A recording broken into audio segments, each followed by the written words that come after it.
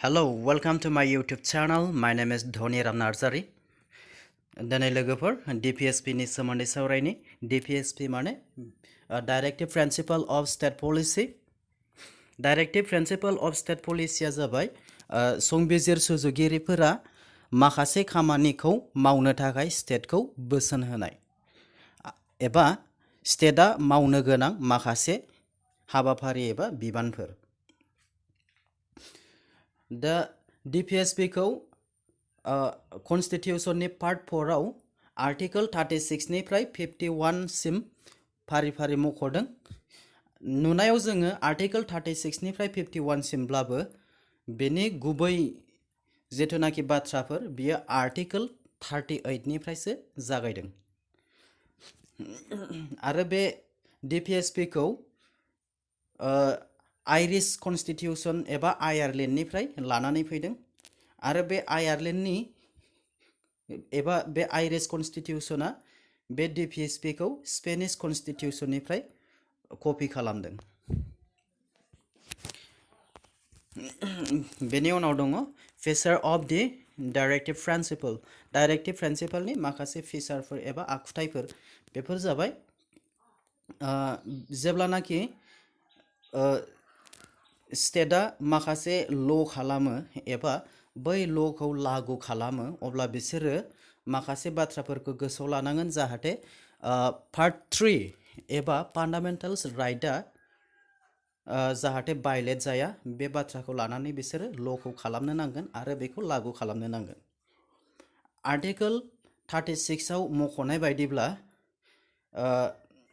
State होननाय सोदोबा part 3 आव जेरैबायदि दं बेबायदिनो पार्ट 3 माने जोंनिया बे जाबाय फान्डामेन्टेल्स राइट आरो बे फान्डामेन्टेल्स राइटनिनो आर्टिकल 12 आव जोंनिया स्टेटनि सोमोन्दै बुंनाय दङ। बै आर्टिकल 12 आव जेरैबायदि स्टेटखौ डिफाइन खालामदों बेबायदिनो बे डाइरेक्टिभ प्रिन्सिपल अफ स्टेट पलिसियावबो बे सेम स्टेटनि मिनिङा। बेनिफ्राय डाइरेक्टिभ principal resemble the instrument of instruction enumerated in the Government of Indian Act of 1935 मा होननानै बुंदों जिथुनाखि 1935 नि गभर्नमेन्ट अफ इन्डियान एक्ट होननाय मोनसे दङमोन बेवहाय मा होनना बुंदों इन्स्ट्रुमेन्ट अफ इन्स्ट्राक्शन बेखौ डाइरेक्टिभ प्रिन्सिपला रिसेम्बल खालामदों।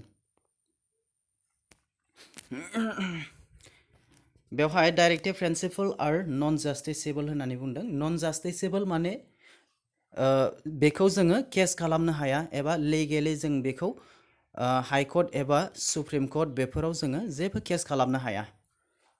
नाथाय जोङो मा खालामनो हायो फैगौ बिसायख'थियाव जोङो जाय मेम्बारा एबा जाय बिजाथिया खामानिखौ मोजाङै मावाखै एबा बे DPSP एबा बे पार्ट 4 आव थानाय डाइरेक्टिभ प्रिन्सिपलफोरखौ जायफोरनाखि मावफुङाखै बैफोर मावफुङै सोदोबखौ नेक्स्ट टार्म्सआव जों बेखौ सोलायनानै गुबुन बिजाथिखौ फज'नो हायो।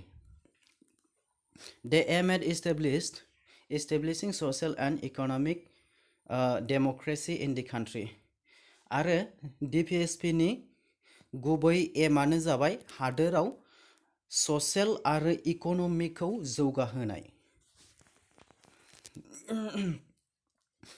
बेवहाय क्लासिफिकेशन अफ DPSP होननानै बुंदों नाथाय संबिजिराव DPSP खौ एबा डाइरेक्टिभ प्रिन्सिपलफोरखौ बेफोरबायदि क्लासिफिकेशन खालामाखै एबा केटेगरि खालामाखै नाथाय बे DPSP आव थानाय एबा पार्ट 4 आव थानाय माखासे जिथुनाखि बाथ्राफोर एबा आर्टिकल्सफोरनि जिथुनाखि गुबै महर बैफोरखौ नायनानै जोङो एबा बैफोरनि कन्टेन्ट आरो डाइरेक्शनफोरखौ नायनानै बेखौ जोङो मोनथाम क्लासिफिकेशन खालामनो हायो। बेफोर जाबाय ससियलिस्टिक, गान्धियान आरो लिबारेल इन्टेलेक्चुएल।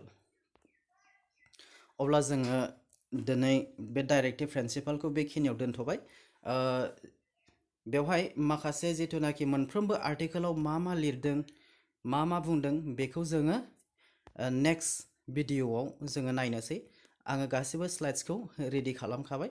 नोंथांमोनहा लुबैब्लानो बुंनानै हो आरो साबस्क्राइब खालामनो कमेन्ट खालामनो लाइक खालामनो आरो शेयार खालामनो दाबाव लोगोफोर नोंथांमोननि अननायानो आंनि थुलुंगानाय आरो नोंथांमोनहा अननाय होब्लानो आं बेफोरबायदि गोदान भिडिअ लानानै फैगोन गोजोन्थों थेंक इउ